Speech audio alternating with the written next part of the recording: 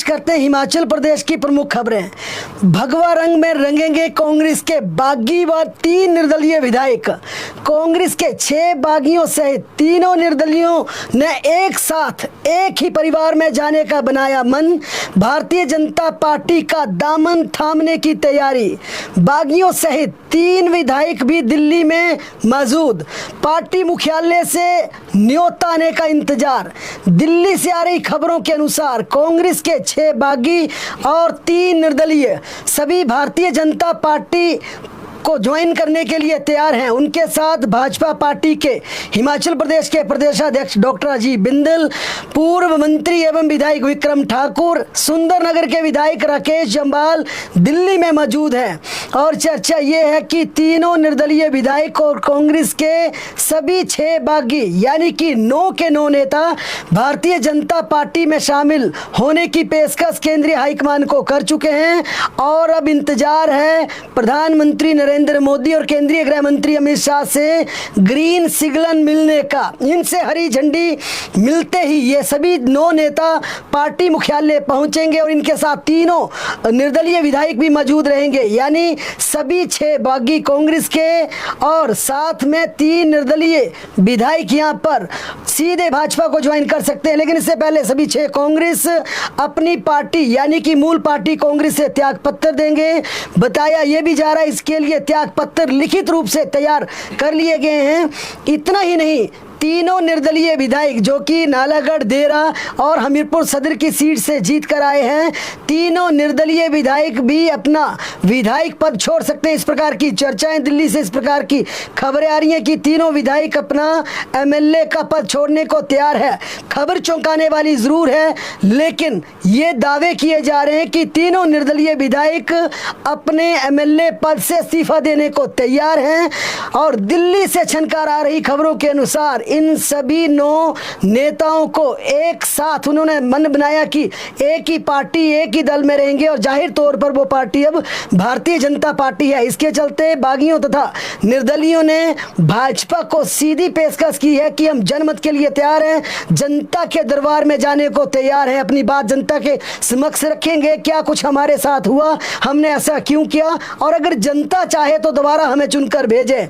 यानी भाजपा हाईकमान से green signal मिला तो 3 निर्दलीय विधायक पद छोड़ देंगे। इस सूरत में हिमाचल प्रदेश के 6 नहीं 9 विधानसभा की सीटों पर उपचुनाव हो सकता है। चर्चा यह भी है कि भाजपा इन सभी 9 सीटों के लिए अपने प्रत्याशी इन तमाम बागी और निर्दलियों को बना सकती है। लेकिन इसके लिए फिर दोबारा कहेंगे कि मोदी शाह से औपचारिक रूप से अनुमति मिलना बाकी है, क्लियरेंस आना बाकी है, क्योंकि ये तैयार बैठे हैं और उम्मीद है कि किसी भी समय न्योता आ सकता है। देर शाम को ये मंत्रणा हो सकती है। तमाम 9 नेता पार्टी मुख्यालय का रुख कर सकते हैं।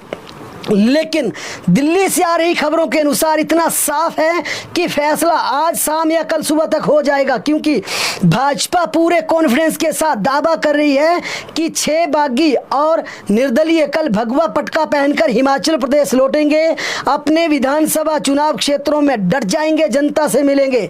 इन तमाम चर्चाओं के बाद अटकलों का बाजार और गर्म हो गया है। अब सियासी गलियारों में इस बात की भी चर्चा हो रही है, क्या तीनों निर्दलीय अगर अपना विधायक पद छोड़ने को सच में तैयार है तो ये फैसला क्या वाकई विवेकपूर्ण होगा या साहसिक होगा। लेकिन इसके पीछे पटकथा ये लिखी गई है कि अब सिर्फ जनमत हासिल करके आएंगे, विधानसभा में जाएंगे, जनता के दरवाजे पर जाएंगे, जनता की अदालत में जाएंगे, अपना पूरा ब्यौरा रखेंगे और जनता ने चाहा तो उनको दोबारा चुनकर भेजेगी। सूचना ये भी है कि कई दौर की मंत्रणा भारतीय जनता पार्टी निर्दलीय, तीनों निर्दलियों और बागी नेताओं के बीच हो चुकी है और उसके बाद ही ये मामला इस नतीजे तक पहुंचा है। भाजपा हाईकमान भी अंदर खाते पर इस फैसले पर अपनी सहमति जता चुकी है, लेकिन अभी आधिकारिक मोहर लगना बाकी है, क्योंकि भाजपा भी पूरी तरह से नफा नुकसान देख रही है। यही वजह कि लोकसभा के टिकट रोक दिए गए हैं। यानी अगर तीनों निर्दलियों ने सच में अपना पद छोड़ दिया तो हिमाचल प्रदेश में फिर धर्मशाला, सुजानपुर, बड़सर, कुटलैहड़, गगरेट और लाहौल स्पीति के साथ हमीरपुर की सदर सीट, नालागढ़ और देरा में भी विधानसभा का उपचुनाव हो सकता है। दिल्ली से खबर ये भी है कि इन सभी को उपचुनावों में भाजपा टिकट भी देने को तैयार हो गई है। इसके पीछे बड़ी वजह यह है कि भाजपा इन सभी 9 को बीजेपी का टिकट देकर ये संदेश देना चाहती है कि हमारा साथ जो देता है उसे मझधार में नहीं छोड़ते, ताकि दूसरे बागी नेता जो कि भाजपा की तरफ आस लगाए बैठे हैं, इस प्रकार की संभावना है, उनकी भविष्य की संभावनाएं भाजपा में आने की बनी रहे। दरअसल भाजपा चाहती भी यही है, क्योंकि राज्यसभा चुनाव से शुरू हुआ ये खेला अब पूरी तरह से आर पार की लड़ाई में बदल चुका है, आर पार की लड़ाई ये बन चुकी है। दरअसल जब राज्यसभा का नामांकन हुआ तब भाजपा को भी शायद इस बात का एहसास नहीं था कि बात तख्ता पलट तक पहुंच जाएगी। अब भाजपा के लिए ये मामला प्रतिष्ठा से जुड़ गया है, क्योंकि देश के कई राज्यों में खेला कर चुकी भाजपा का गेम प्लान हिमाचल में आकर फंसता हुआ नजर आ रहा है। इसके पीछे चाहे सीएम सुक्खू की सदी हुई रणनीति मानी जाए या फिर भाजपा की कमजोर रणनीति, लेकिन ये सच है, बड़े बड़े प्रदेशों में तख्ता पलट करने वाली भाजपा का ये रथ सिर्फ हिमाचल में आकर रुका है। हालांकि राजनीति के समझ रखने वाले ये भी मानते हैं कि कांग्रेस सरकार का सियासी संकट टला जरूर है, लेकिन अभी खत्म नहीं हुआ। अलबत्ता एक बार फिर चर्चा करते हैं, अगर वाकई ही सच में जो चर्चाएं चल रही हैं हकीकत में 9 सीटों पर उपचुनाव हुआ तो क्या होगा। अगर भाजपा सभी 9 उपचुनावों में इन तमाम, चाहे निर्दलीय हो या बागी हो, इनको टिकट थमाती है तो धर्मशाला में फिर कांग्रेस के पास जगविंदर जग्गी, नीनू शर्मा, विजेंद्र कर्ण, इसे भी कुछ और बेहतर विकल्प वहाँ पर हो सकते हैं। यानी कि वहाँ पर कांग्रेस के लिए टिकट देने वालों की कमी नहीं है, वहाँ पर जरूर एक अच्छी सेकंड लाइनअप तैयार है। लेकिन 9 में से सिर्फ सुधीर ही ऐसे इकलौते हैं जिन्हें लेकर विधानसभा उपचुनाव का टिकट दिए जाने को लेकर स्थिति अभी स्पष्ट नहीं है, क्योंकि लोकसभा टिकट का विकल्प भी भाजपा के सामने मौजूद है। बताया यह भी जा रहा है कि विनिबिलिटी के आधार पर सुधीर शर्मा को धर्मशाला विधानसभा की बजाय लोकसभा का प्रत्याशी बनाया जा सकता है। भाजपा लोकसभा का कांगड़ा चंबा से टिकट दे सकती है।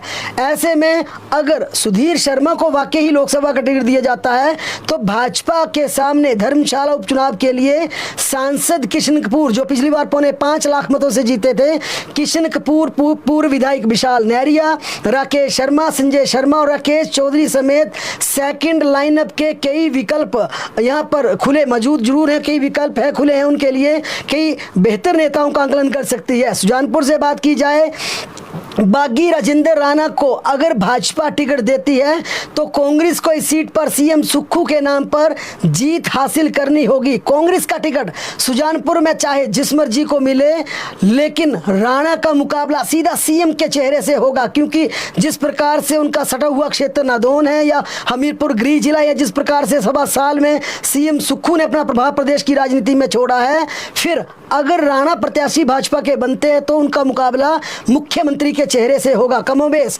यही स्थिति बड़सर विधानसभा सीट पर रहेगी, क्योंकि इंद्र दत्त लखनपाल अगर भगवा रंग में रंगते हैं तो कांग्रेस के पास बड़सर से मजबूत लाइनअप का अकाल जरूर है, लेकिन नदौन से सटे बड़सर चुनाव क्षेत्र में सीएम सुक्खू का प्रभाव भी कांग्रेस की नैया पार लगाएगा।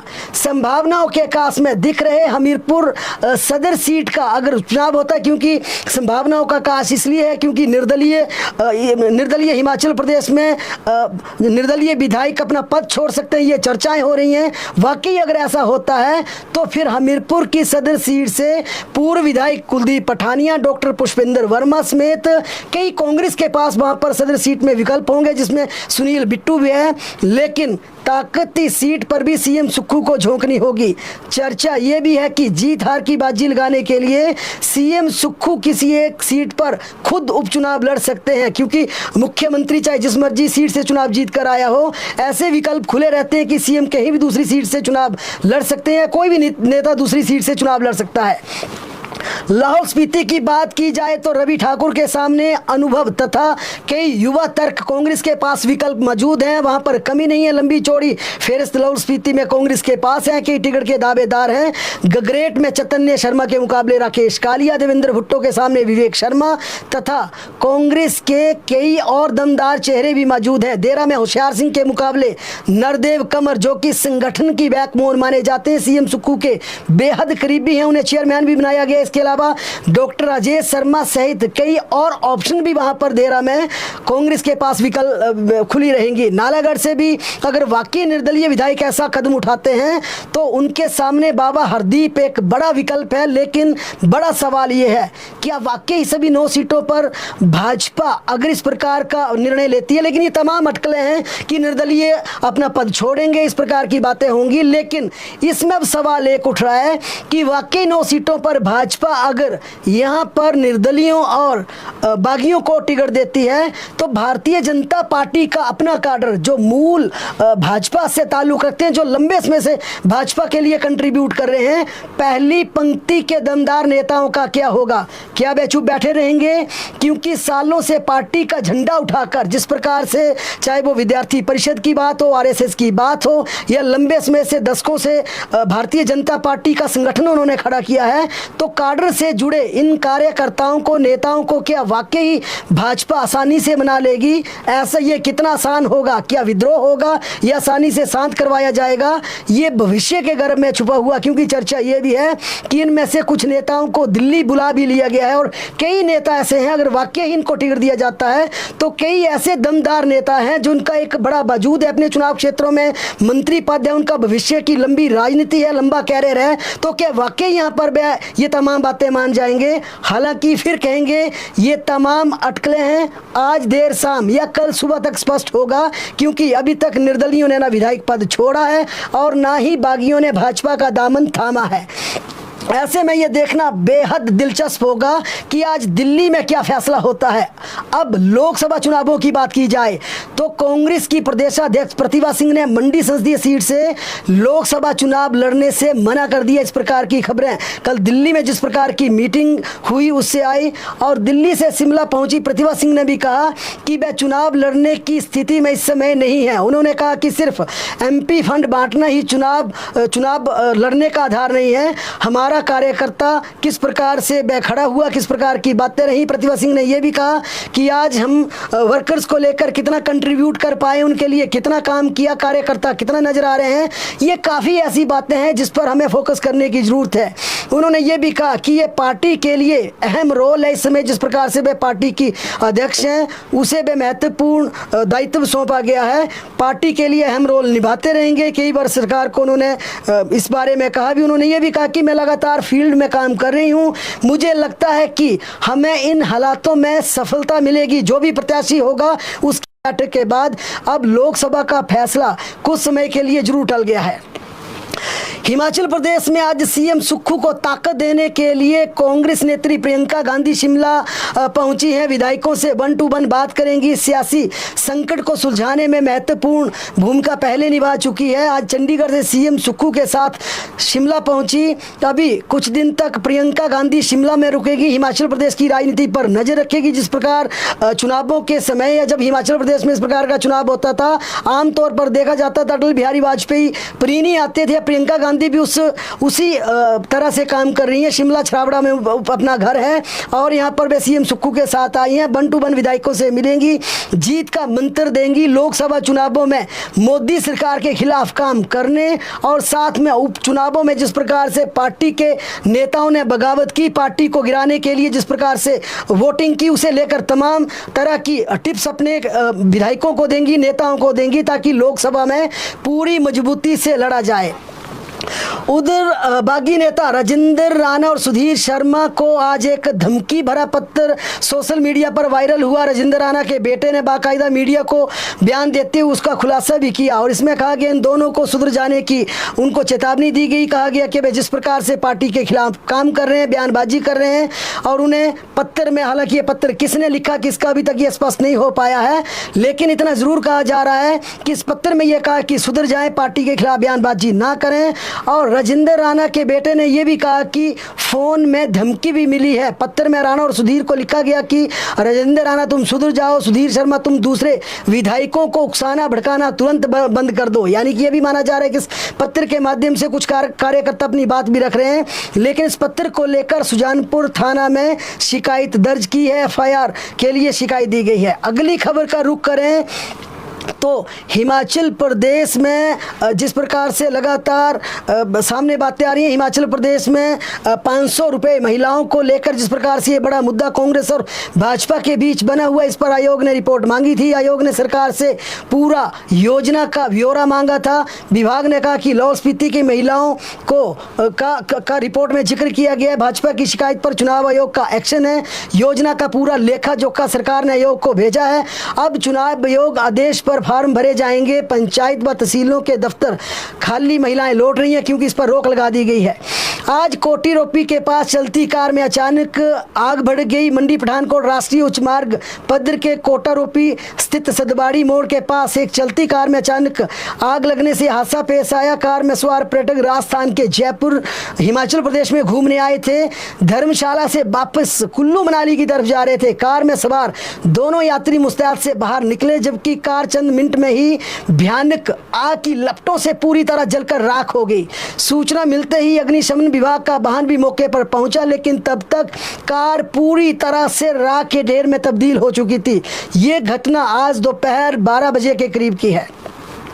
मौसम की बात की जाए तो हिमाचल प्रदेश में कल आंधी बारिश ओलावृष्टि होगी। चोटियों पर भारी बारिश के चलते बर्फबारी का अलर्ट दिया गया है। मौसम विज्ञान केंद्र ने हिमाचल प्रदेश को लेकर येलो अलर्ट जारी किया है। 23 मार्च को हल्की बारिश होगी, 24 मार्च को भारी से भारी बारिश का अनुमान है, जबकि हिमाचल में 25 मार्च से मौसम साफ रहेगा।